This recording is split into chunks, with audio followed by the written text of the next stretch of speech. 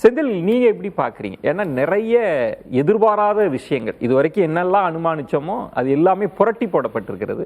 முதலமைச்சரே தோல்வி அடைஞ்சிருக்கிறார். முக்கியமான அமைச்சர்கள் பின்னடைவு தோல்வியை சந்திச்சிருக்கிறாங்க. இது என்ன மெசேஜை சொன்னதா நினைக்கிறீங்க? முதல்ல இந்த ஜனநாயக திருவிழாவில் பங்கெடுத்த எல்லா கட்சியைச் சேர்ந்தவர்களுக்கும் நம்முடைய வாழ்த்துக்களை தெரிவிப்போம். வெற்றி பெற்றவர்களுக்கு குறிப்பாக வாழ்த்துக்கள். குறிப்பாக முதல் தேர்தலிலேயே தனிப்பெரும் கட்சியாக வந்திருக்கக்கூடிய தாவேகாவிற்கு நம்முடைய வாழ்த்துக்களை தெரிவிப்போம். ஆக்கப்பூர்வமான எதிர்க்கட்சியாக என்னுடைய அரசியல் பணியை நான் தொடர்வேன். பல வெற்றி தோல்விகளை பார்த்தவன் இதற்கு தோழப்போவதில்லை என்று இன்றைக்கு தமிழ்நாடு முதலமைச்சர் ஒரு நீண்ட ஒரு தன்னுடைய ட்விட்டரில் ஒன்று போட்டிருக்கிறார். தமிழ்நாடு முதலமைச்சருக்கும் என்னுடைய வாழ்த்துக்கள். இதை தாண்டி இந்த எலெக்ஷன் நீங்கள் சொன்ன மாதிரி எல்லோரும் ஒரு கேள்வியை திருப்பி கேட்டோம். இப்போ ஷபீர் சொன்ன மாதிரி ஒரு மாற்றம், அஃப்கோர்ஸ் மாற்றம் வேணுங்கிறதுனால தான் தாவேக்காக ஓட்டு போட்டிருக்காங்க. ஆனால் எல்லோருடைய கேள்வி எங்கே வந்து நின்றுச்சு அப்படின்னு கேட்டிங்கன்னா, இதற்கு முன்பு திரு விஜயகாந்த் அவர்கள் இதே மாதிரி வந்திருக்கிறார். திமுக அதிமுக இருவரையும் விமர்சித்து அவர் வந்திருக்கிறார். ஆனால் விஜயகாந்த் உள்ளாட்சி தேர்தலில் வந்தார். எல்லா இடத்துலையும் பல இடத்துல மக்களோடு நின்றுருக்கார். ரோட்டில் இறங்கி போவார். சிவாஜி கணேசன் இறந்த ஊர்வலத்தில் அவரே அந்த மாதிரி ரொம்ப பீப்புள் ஃப்ரெண்ட்லியாக அவர் இருந்தால் நம்ம பார்த்துருக்கோம். அவருடைய மாநாட்டிற்கு வரும்போதே அவர் இறங்கி நடந்து வருவார். தொண்டர்கள்லாம் அவரை கட்டி பிடிச்சி வேர்க்க விறுவிறுக்க வந்தது உண்டு. மக்கள் நல கூட்டணி என்று இருவரும் வேண்டாம் என்று இங்கே பெரிய குற்றச்சாட்டுகளுக்கு உள்ளாகாத இடதுசாரிகள், விடுதலை சித்தைகள், மதிமுக போன்ற கட்சிகளோடு ஒரு கூட்டணி அமைந்த போது மக்கள் அதை எடுத்துக்கல. அப்போ இந்த மாதிரி மாற்றத்திற்கு பலரும் இதற்கு முன்பு முயற்சி செய்திருக்கிறார்கள். அப்பொழுது ஏற்படாத ஒன்று இந்த முறை ஏற்பட்டதற்கு திரு விஜய் அவர்களினுடைய திரை கவர்ச்சி, அவர் மீதான வசீகரம், திரையின் மூலம் அவர் குழந்தைகளை ஈர்த்ததிலிருந்து. இப்போ நீங்கள் அதான் சொன்னீங்க, குழந்தைங்களுக்கு வந்து திமுக அதிமுக பற்றி தெரியாது. திமுகனா என்ன, அதிமுகனா என்ன தெரியாது.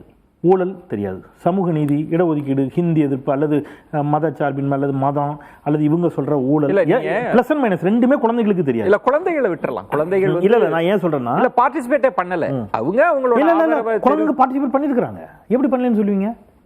இல்ல குழந்தைங்க இன்ஃப்ளூயன்ஸ் பண்ணிருக்காங்க. அப்போ யாரை இன்ஃப்ளூயன்ஸ் பண்ணிருக்காங்க? இல்ல இப்ப திரு செந்தில், இப்ப பணம் கொடுக்கப்பட்டிருக்கிறது. பணத்தை தாண்டியும் ஒரு டிசிஷனுக்கு அவங்க நகர்ந்திருக்கிறாங்க. அப்ப இந்த செய்தி என்பது ஷபீர் அவர்கள் என்ன சொல்றாரு அப்படின்னா, திமுக அதிமுகவுக்கான மாற்று, இந்த ரெண்டு கட்சிகளின் மீதான சலிப்பு அப்படின்றது ஒண்ணு போதும், ஒரு மாற்றத்திற்கான தொடக்கம். அப்படி ரொம்ப பயன்படுத்திய ஒரு வார்த்தை. இவங்களே பார்த்தாச்சு ரொம்ப நாள். இது சுற்றுலாத்தலம் இல்லை, அடிக்கடி இதே இடத்துக்கு போறோம், இன்னொரு இடத்த மாற்றி பார்க்குறோங்கிறதுக்கு. மாற்றுக்கான ரீசனோட வாக்களித்திருக்கிறார்களா என்பதில் இப்போ பாலிசிஸ் அடிப்படையில் நான் வரேன். திராவிட கட்சியுடைய பாலிசிஸ்லேருந்தும் விஜய் எதிலேருந்தும் கடுமையாக முரண்பட்டிருக்கிறாரா? இப்போ சீமான் முரண்படுகிறார், பாஜக முரண்படுகிறது.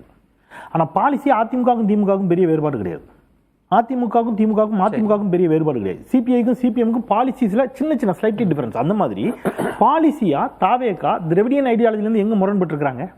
எதிலையும் முரண்படல. அது அவரே சொல்றாரு. இல்ல பாலிசி இல்ல, ரெண்டு கட்சிகளின் மீது சலிப்பு. இல்ல திமுக இல்ல சார், அதுதான். அது வந்து நிர்வாகத்தில், நிர்வாக ரீதியாக மக்களுக்கு சலிப்பு வந்திருக்கு, எரிச்சல் வந்திருக்கலாம், கோவம் வந்திருக்கலாம். அதெல்லாம் அதனாலதான் மக்கள் மாற்றி ஓட்டு போட்டிருக்காங்க. இல்லைன்னா திருப்பியும் ஓட்டு போட்டிருப்பாங்க. அதுல எனக்கு மாற்றுக்கிறது இல்லை. நான் சொல்ல வர்றது, இது வந்து விஜய்க்கு எப்படி வந்துச்சுங்கிற இடத்துக்கு வர்றேன்.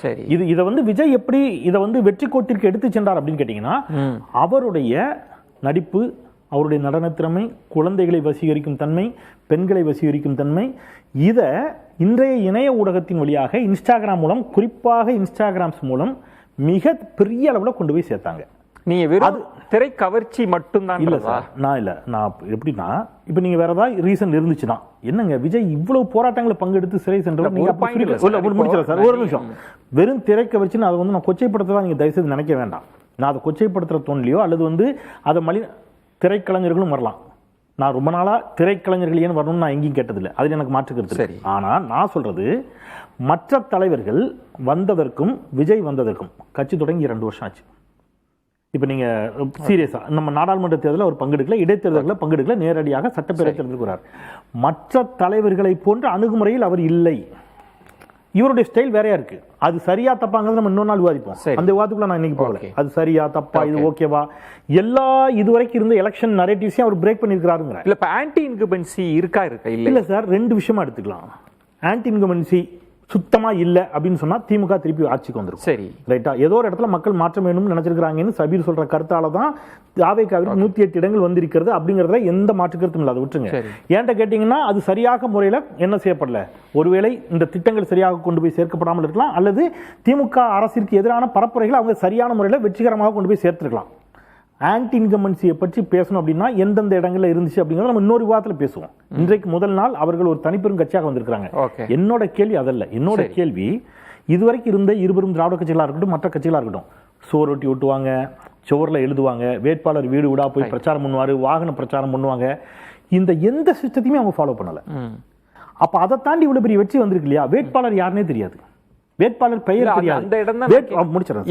இல்ல ஒரு வார்த்தை என்ன கேக்குறேன், ஒரு வார்த்தை சொன்னா கம்ப்ளீட் ஆகும். நான் உங்க கேள்வி அனுமதிக்கிறேன், மன்னிக்கணும். ஒரு வார்த்தை, வேட்பாளர் யாருன்னு தெரியாது, வேட்பாளர் ஆனா பெண்ணா தெரியாது. ஆனால் அவர்களுக்கு வாக்களித்திருக்கிறார்கள் என்றால் அவர்களுக்காக வாக்களிக்கவில்லை, விஜய்க்காக வாக்களித்திருக்கிறார்கள்.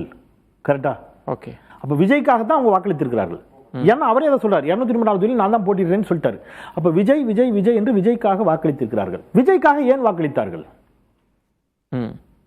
அதுக்கு யாராவது இப்போ முதல்வர் பேசுகிற போது என்ன சொன்னாங்கன்னா, கூட்டணி கட்சியினருக்கு அல்லது திமுகவினருக்கு நீங்க வந்து கூட்டணி கட்சிக்கு கொடுத்துட்டோம்லாம் நினைக்காதீங்க, ஒவ்வொரு தொகுதியில் நாம் போட்டியிடுவதாக நினைச்சு வேலை பார்க்கணும். அப்போ ஒவ்வொரு தலைவர்களும் சொல்றதுதான்.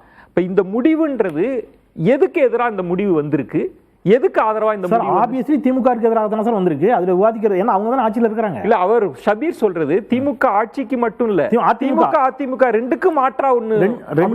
அதனால தான் நான் கேக்குறேன், ரெண்டுக்கும் மாற்று அப்படின்னா பாலிசிஸ்ல விஜய் எங்கேயுமே வேறுபடலைங்கிறேன். ஓகே. பாலிசிஸ்ல திமுக, இப்போ சீமான் அதை சொன்னார்னா அக்செப்டபிள் சார்.